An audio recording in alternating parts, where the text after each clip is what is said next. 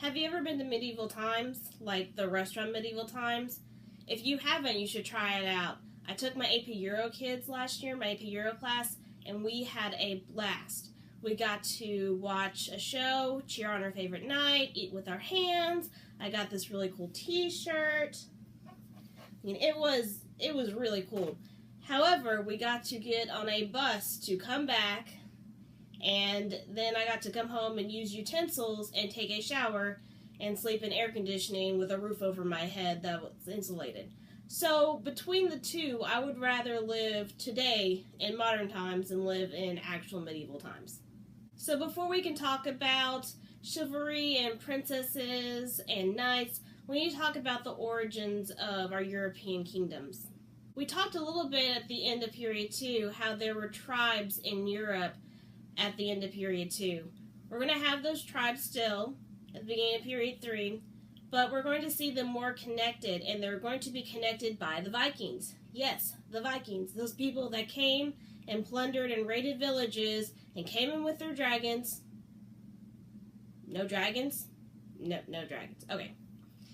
Came in and just did horrible things, but after they were done doing that, they established trade with coastal areas. And so they're going to kind of create a trade network in Western Europe, and even as far as Kiev and Rus, as we've talked about before. And so that's really why we need to know the Vikings. Yes, there are really cool stories about the Vikings, but know that they're going to establish a trade network that is going to connect these kingdoms together. The Vikings also probably went to Canada, for all you Leif Erikson people. So Columbus sailed the ocean blue and discovered America? Not exactly. History is a little more complicated than when you were in the second grade. So after the Vikings, we see the rise of local kingdoms, and these local kingdoms are going to be brought together by Charlemagne. Charlemagne's going to conquer a lot of territory, which is modern-day France and Germany, and is going to establish an empire. He is going to bring the power of the church back in, and he himself is going to have the Pope crown him the first Holy Roman Emperor, giving the Pope power over the state. So remember we talked about with the Byzantine Empire, we have Caesaropapism, but in Europe, the church is over the state, and we see that with Charlemagne. After Charlemagne dies, his empire is divided up into 3 by his grandsons. We've seen this before, Alexander the Great. We will see this again. So after Charlemagne, we have the rise of some regional monarchs, and I'm going to list a few for you.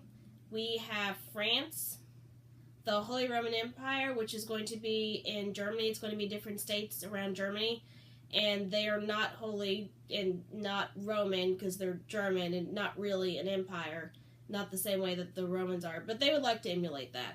We have the Italian states, so much like in the Holy Roman Empire, we don't have one kingdom, we have several different kingdoms. In Italy, we will not have a united Italy until the late 1800s. England will become a kingdom when William the Conqueror comes in from France. And William the Conqueror, again, being French, is going to come in and conquer the tribes of England and unite them. We'll talk about his government and the government he sets up in England in just a little bit. We also see the kingdoms of Scotland and Ireland.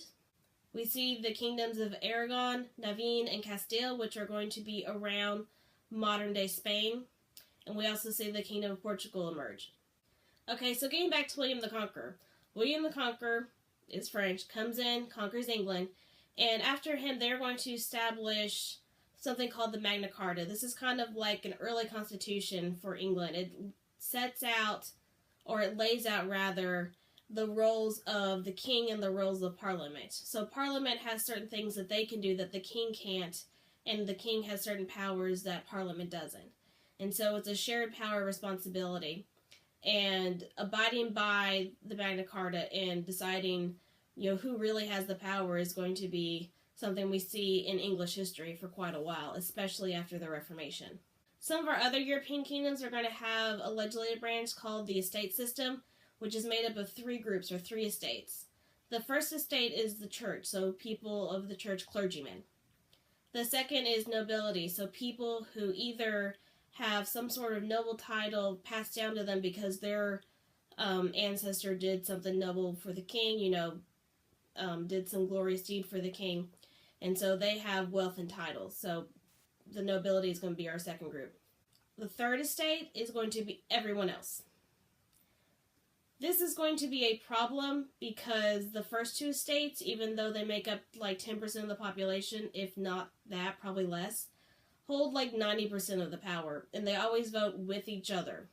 So each estate has a vote, but because the first two estates make up so little of the population and tend to always vote with each other, that is going to lead to some problems, and we're going to have an uneven balance of power in these estate systems, and we'll see this really come to an issue with the French Revolution. We do have some regional conflict, especially between England and France. We're going to have the 100 Years' War, where they fight over land, which eventually will end up with England for a while, and with France, then with England, and then with France again.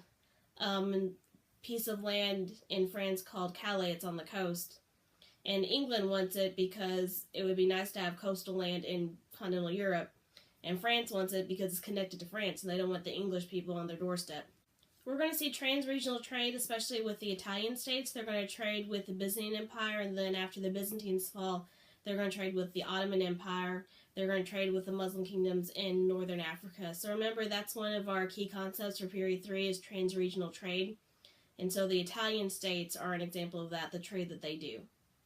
Because of this trade, we're going to see the rise of capitalism, which we'll talk about a little later on, but if you haven't taken economics, capitalism is a free market economy, and so the ups and downs of the economy are at the whims of the free market. We have guilds that are established, and they're kind of like unions, so they're specific to a job. You become an apprentice and work for a master to learn a trade, and then become the master, but there can only be so many masters of being candlestick makers or blacksmiths in an area, and that's regulated by the guilds, and the guilds also set the prices for their goods.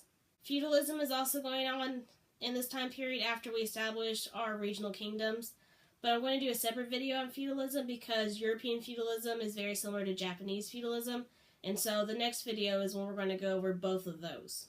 The Black Death or the Black Plague is going to hit Europe very hard.